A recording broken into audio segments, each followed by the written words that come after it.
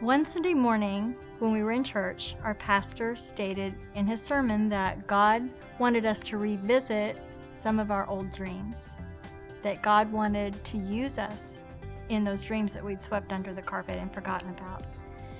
And on our way home from church that morning, I told my husband, I said, the only dream that I can really remember ever having was to be an actress. And that just seemed like a silly dream, like a selfish dream to me. So I just didn't think that that really was what God had in mind. Not long after that, I saw an ad in the local Connersville paper, and it was saying that there was going to be a faith-based feature film filmed right here in Connersville.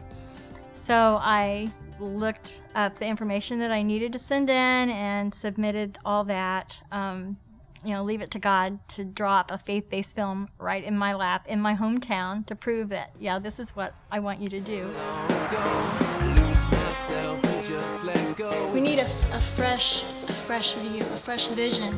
We need God to work through the pastor. So I print out a monologue and I'm working on that and trying to memorize it. And God just said, you don't need that. I thought, come on, God, I'm going to be right in front of this producer. I've got to have something prepared. And God said, you don't need that. So I met him the next day and we sat down. I told him about the different areas of the church and said, okay, you want me to show you through the church now? And he said, yeah, in just a minute. But first, let me ask you something. You've done some acting, right?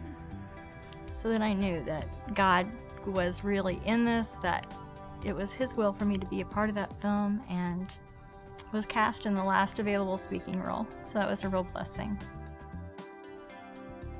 The film Jackson's Run, that I have a small role in, had a red carpet event at the Pan Pacific Film Festival in Los Angeles. And so I was there and was interviewed on the red carpet two different nights.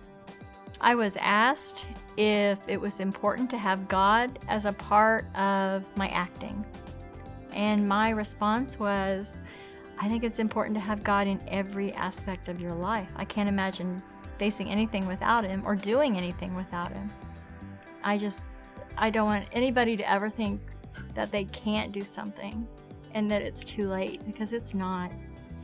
People need to know that it's never too late. It's never too late to revisit dreams. It's never too late to start something new, to learn something new. So long as your focus is on God, the sky is not even the limit with God. God has no limits. So just trust him.